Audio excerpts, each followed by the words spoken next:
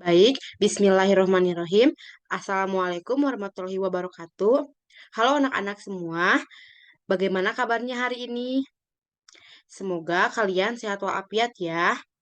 Sebelumnya, perkenalkan nama Ibu Apina Izni Ajiati dengan nomor NPM 2150617. Nah, anak-anak, hari ini kita akan belajar mengenai jenis-jenis sumber daya alam. Sebelumnya, ada yang tahu nggak apa saja yang termasuk ke jenis-jenis sumber daya alam? Nah, kita akan belajar mengenai jenis-jenis sumber daya alam. Dan untuk lebih memperdalam materi lagi, di sini Ibu akan menampilkan sebuah video pembelajaran. Tolong disimak betul-betul ya. Jenis-jenis sumber daya alam. Berdasarkan kelestariannya, sumber daya alam ada dua macam, yaitu sumber daya alam yang dapat diperbaharui dan sumber daya alam yang tidak dapat diperbaharui. Yang pertama, sumber daya alam yang dapat diperbaharui. Sumber daya alam yang dapat diperbaharui adalah sumber daya alam yang dapat dibudidayakan atau dikembangbiakan. Di antaranya seperti hewan, tumbuhan, air, tanah, udara, dan juga sinar matahari. Yang pertama, hewan. Hewan dapat dikembangbiakan dengan beranak dan bertelur. Sumber daya alam hewan meliputi hewan ternak, unggas, dan ikan. Yang kedua, tumbuhan. Tumbuhan dikembangbiakan dengan biji, tunas, dan spora. Selain itu juga bisa dengan cangkok, stik, okulasi, dan mengenten. Sumber daya alam tumbuhan diantaranya adalah tanaman pangan, tanaman industri, dan hutan. Yang ketiga, air. Air merupakan sumber alam lestari. Air tidak akan habis meskipun digunakan terus-menerus. Air mengalami perputaran atau siklus. Semua air di muka bumi mengalami penguapan. Uap air naik ke atas menjadi awan dan berubah menjadi hujan. Selanjutnya ada tanah. Tanah juga merupakan sumber daya alam lestari. Secara alami, tanah mengalami proses pembentukan mulai lapisan atas sampai lapisan bawah. Pembentukan tanah antara lain humus, pelapukan batu, dan pelapukan material gunung api. Selanjutnya ada udara. Udara adalah sumber daya alam lestari. Di dalam udara terkandung beberapa macam jenis zat atau gas yang sangat diperlukan untuk kehidupan manusia, hewan, dan juga tumbuhan.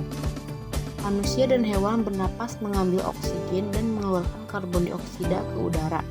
Dalam proses fotosintesis, tumbuhan mengambil karbon dioksida dan mengeluarkan oksigen ke udara.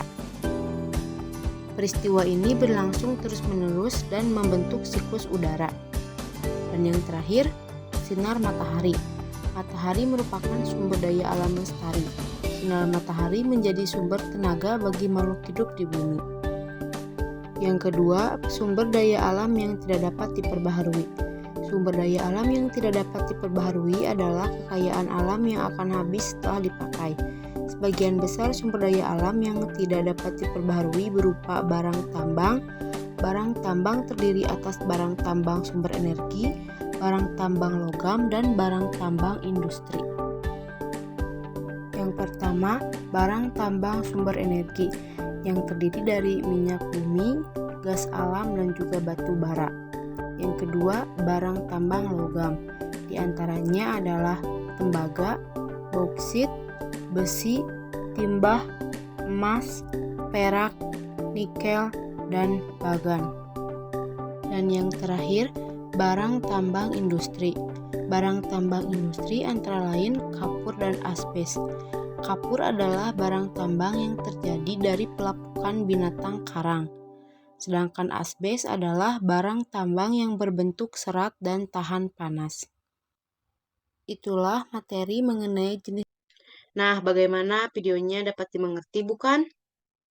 Kalian pasti sudah mengerti mengenai jenis-jenis sumber daya alam, baik itu yang dapat diperbaharui atau yang tidak dapat diperbaharui.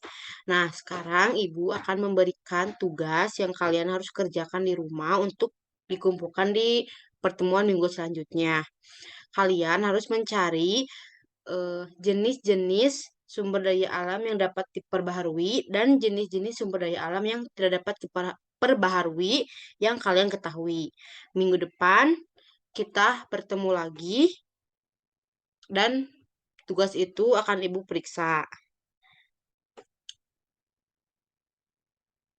Baik, sebelum Ibu menutup pembelajaran hari ini, apakah ada yang ingin ditanyakan mengenai materi atau tugas yang Ibu berikan?